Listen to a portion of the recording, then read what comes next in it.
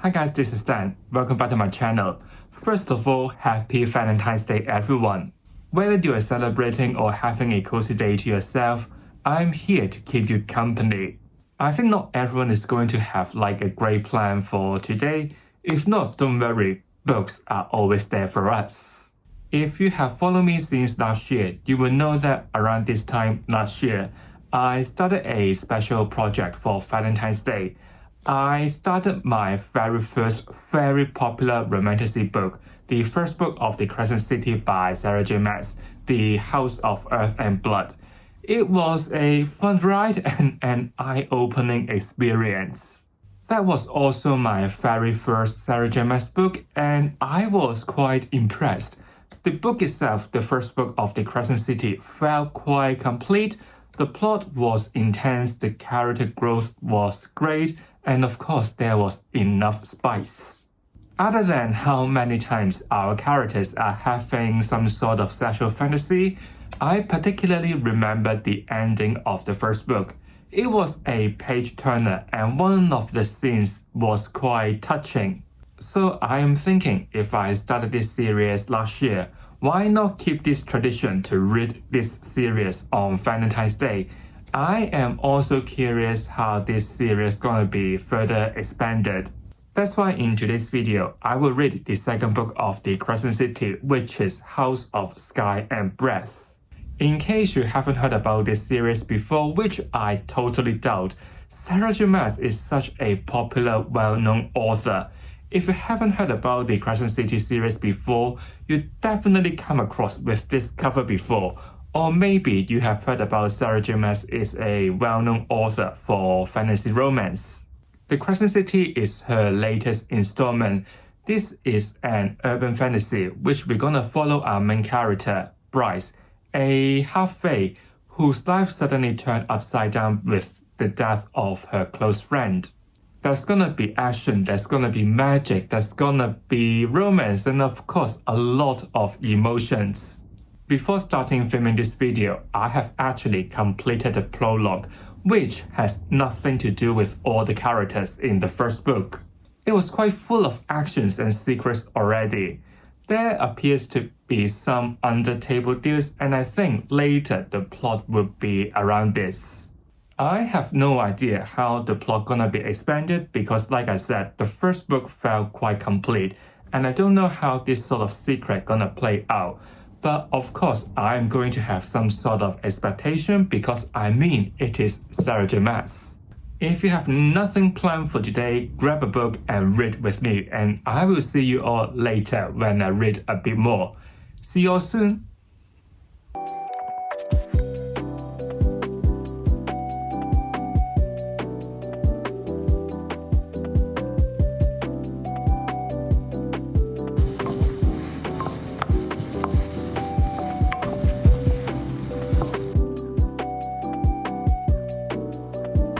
So this check-in may be a surprise to some of you because I am already 400 pages into House of Sky and Breath.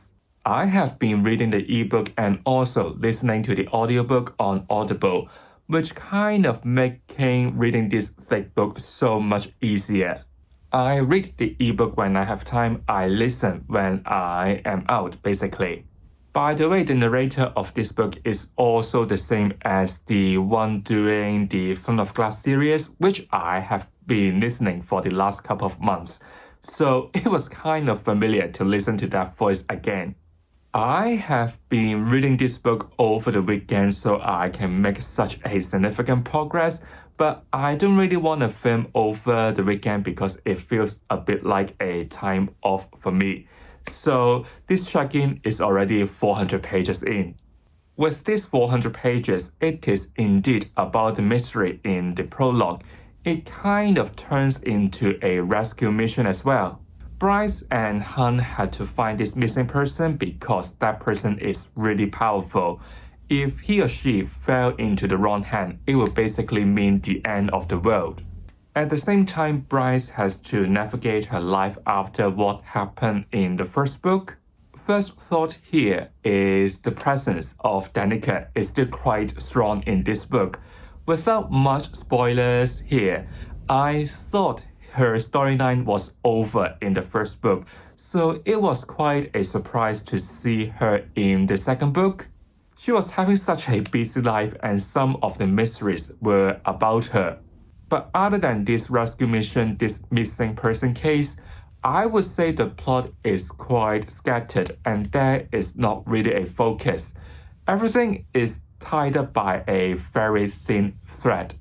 Other than Bryce and Hunt, we also follow other main characters in this book. They got their own chapters, they got their own POVs. Let's say Bryce's brother, Ruin, Ethan the Lone Wolf, and also a mermaid intelligence guy who is called Tharian or Tharon. They all drawn into this conspiracy or even a possible rebellion against the artillery. So they got their own plot going on, they got their own romance going to develop throughout their own chapters, which supposedly should be great because we finally give these side characters the moment to shine. But unfortunately, I felt they are a bit flat. Within these 400 pages, I couldn't find anything memorable about them, or maybe perhaps their storylines are just not exciting enough. To be honest, I feel like reading House of Sky and Breath is like watching a series of sitcom or soap opera. Every chapter is like a new episode which we're gonna follow different characters or maybe follow a different subplot. I don't mind it, like I said, it is like a good device to let the readers to understand this huge cast of characters, but I just feel like we need a focus. I just feel like we are a bit here and there, and I guess part of the reason is that we are jumping from character to character, even within a chapter. We don't really spend much time with these side characters because the focus is always about Hunt and Bryce, and moving on to the next chapter, it will be about them or maybe another side character. If we are talking about the romance in this book, because it is Valentine's Day, right? I remember in the last book, sarahjmaas has already shipped our main characters, Hunt and Bryce. If you can recall from the last book, majority of the time, this kind of romance would be like our main characters are having some sort of sexual fantasy to each other. Now they put all those words into action and take it really literally. I mean really literally. There are quite a lot of spicy moments which I think is fine because it is romantasy, right? But sometimes I was listening to the audiobook when I was out. It was really awkward because I was out and doing the grocery and then someone in my ear whispering someone were having sex, and those sex are quite descriptive. I was in the public. Then I remember a particular scene. Bryce described Hunt's genital and I felt it was a bit too much and graphic. The girth was described as something that you can't handle with one hand. And I am looking at my water bottle. Just give me a second. So here is my water bottle, right? If you can't handle one thing with one hand in terms of the thickness, in terms of the girth, this is what sarahjmaas mean. Seriously? Really? This big? Overall, I feel like sarahjmaas is quite smart when it can get a bit info dumpy or maybe there are too much going on with the plot. She could literally dash out this kind of spicy moments or smuts to make it more entertaining, to make it easier for the readers to follow, to keep up their momentum. Because I am reading on my Kobo and I can see how many pages are there in that chapter. So every time when I notice that chapter is a bit longer than usual, I know already there's gonna be some spicy scenes.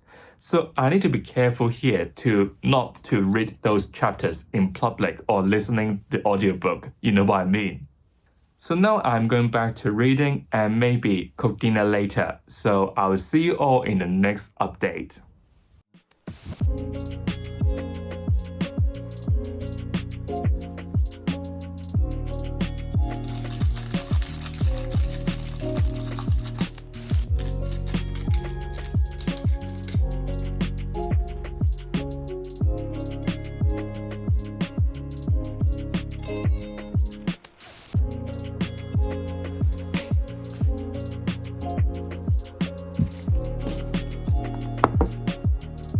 I was a bit shocked by the review by the end of chapter 64.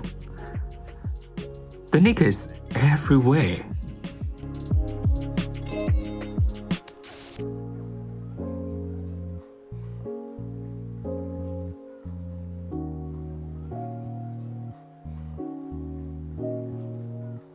I think at this point it is a bit too much for me.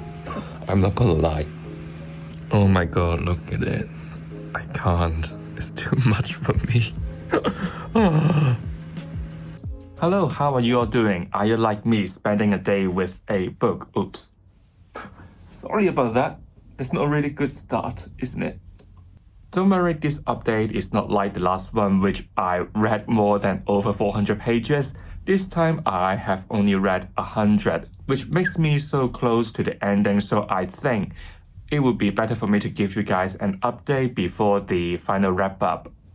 So my thought about House of Sky and Breath is still roughly the same. It is so easy to read because in this book, majority of the time we are following the day-to-day life of our characters. Let's say they would meet up some friends, maybe go for like a dancing class, or maybe meet up at someone's house. Also, this book is an urban fantasy, meaning that what the characters are doing is actually quite similar to our lives, so it makes the content some sort of more relatable, even though they are different species having different kind of life. Don't forget, this one is also an epic fantasy. Having this kind of day-to-day life content just makes it so easy to consume all the information. But here I do have a question. How many times do we need to be in either Bryce or Ruin's house? We are like watching TV with them, watching the board games, playing the video games with them all the time while discussing something important. It is low-key repetitive, you know what I mean? I know their house is like the safe place for them to discuss something sensitive, but I just wish they could spend more time outside their house. But in terms of the plot or the characters, I just wish sarahjmaas can push it a bit more. This book is very Bryce and Hunt focused, and I wish we could spend more time with other characters. I can't exactly remember from the last book because it has been over a year, but this one is like a multi-POV story. Like I said in the last update, there will be perspective from Bryce's brother, their cousin, the lone wolf Ethan, and a mermaid called Tharian, who is like a intelligence guy. It should be a great device for us to understand these like side characters that are always in the background.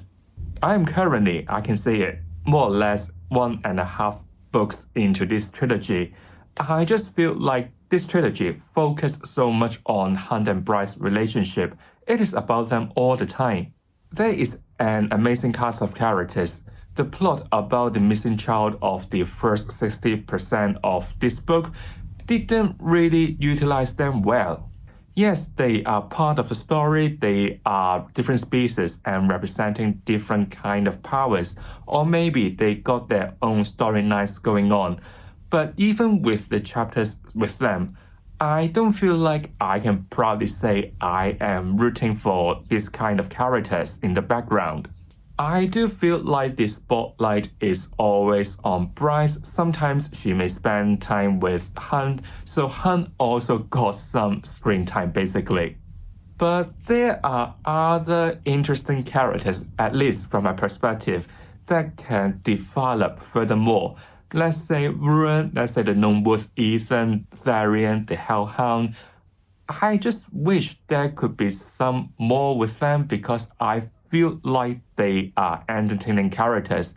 Yes, Tharian got the like romance going on, but it is just like always in the background. Even the lone wolf chasing for the truth, but what else?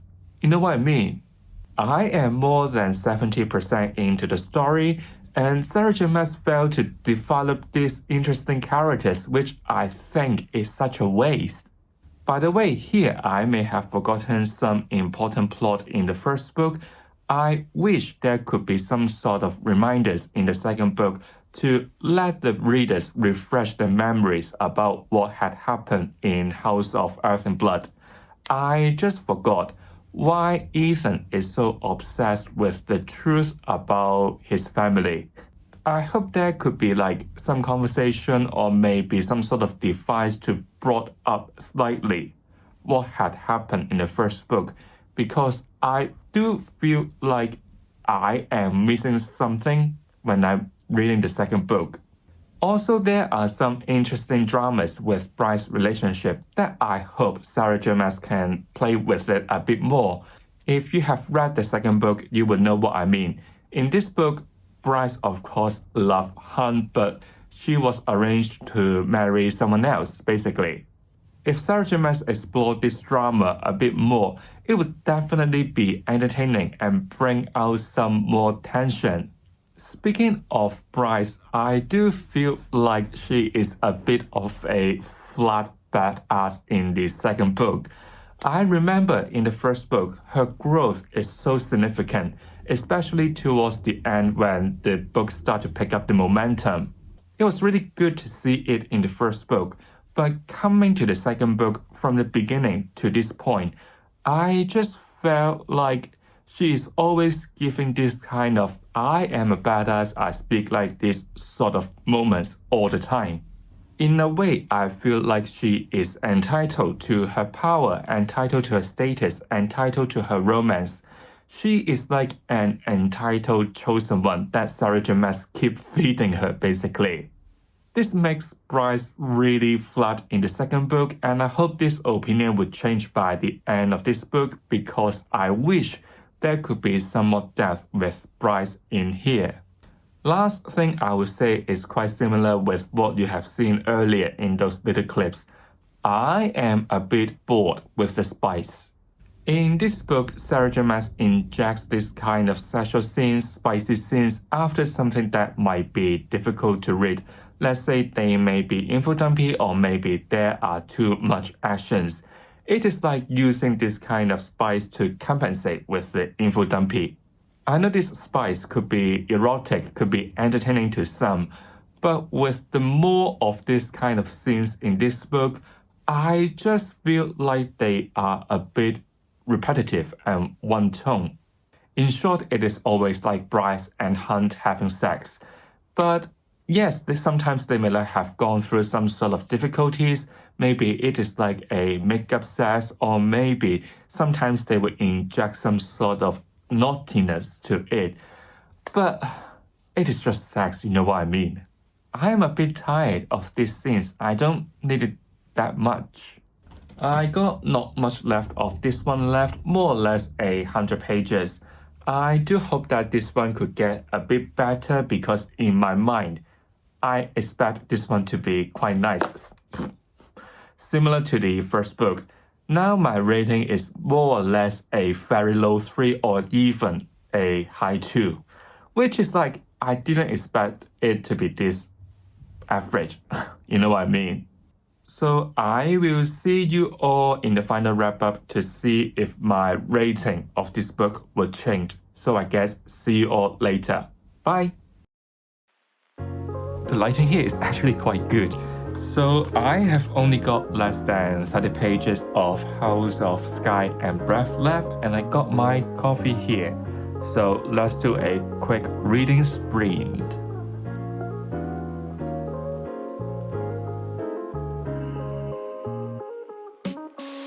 So finally, I have finished House of Sky and Breath by sarahjmaas. I have read the last 100 pages in the last 24 hours. What a ride it is. To be honest, my rating of this book didn't really change even though I have already completed it.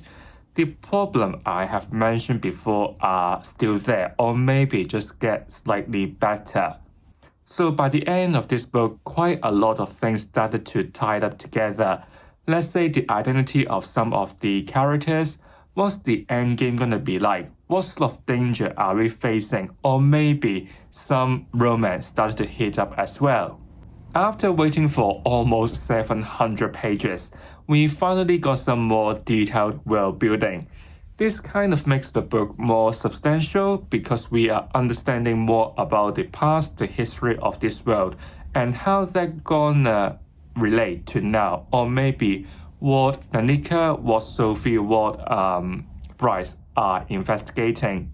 Just right before the epilogue, there was quite a shocking reveal if you have finished the Aquarius series by sarahjmaas.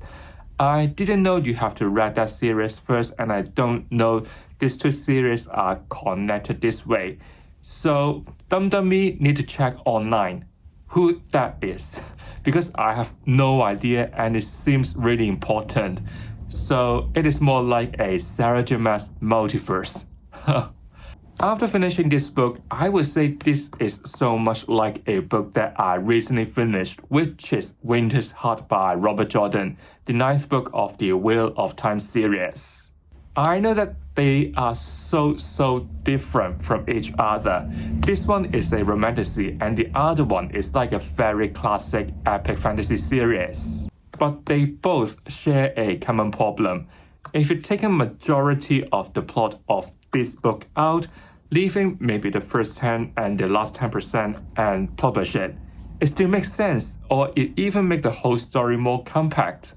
Like I said many times in this vlog already, there are just so many day-to-day life matters in this book. Let's say how Bryce's gonna spend her time with her friends, or maybe their group investigating a missing person. The later, the missing person, did tie up to the world building later in the story, or maybe it is around a main character. But if we taking this part out, or maybe just reduce this plot to like minimum, does it really affect this book much? I wouldn't say so, because this conspiracy or this missing person is like a really tiny thin thread to connect everything that has happened in this book. Also because of this, I just feel like sarahjmaas has missed out quite a lot of opportunities to develop all the side characters.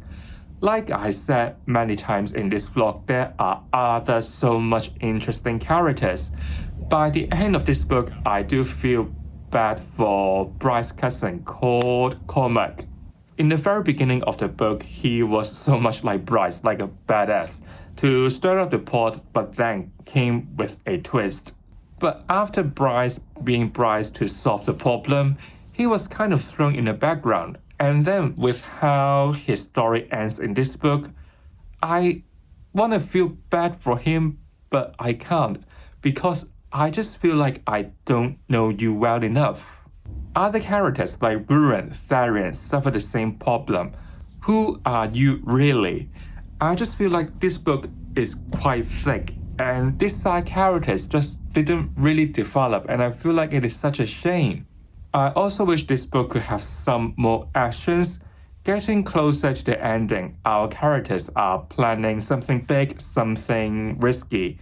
From the preparation to the execution, it did heat it up quite quickly, and there was some actions involved. But I just wish there could be some more actions, some more fightings to make this ending more epic in a sense. By the way, this book has won the best fantasy on Goodreads in 2022. Can you believe it?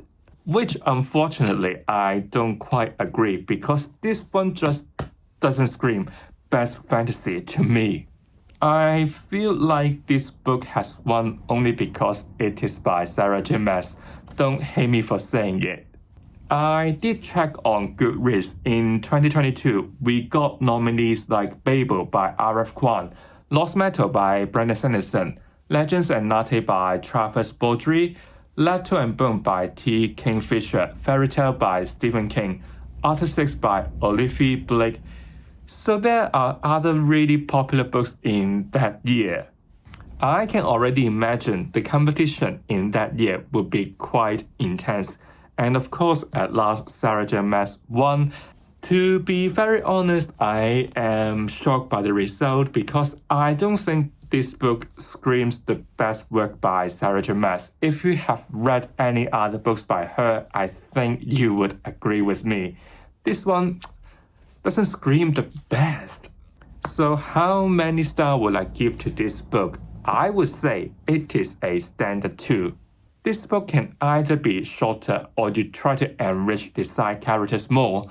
The plot is just not so captivating and the pacing feel a bit odd. Just don't hate me by saying so, especially for me. I have just finished Winter's Heart by Robert Jordan. These two books just share some similar problems, just like what I said. But did you enjoy this reading companion, or do you want me to make another video about this series in next year? Next year, I can finally conclude this series by reading House of Flame and Shadows. Let me know, do you want me to keep on reading this series? Would it get any better? So if you've enjoyed this video, don't forget to give it a like, subscribe to my channel Fantasy so you won't miss anything from me. I'll see you all real soon. Goodbye.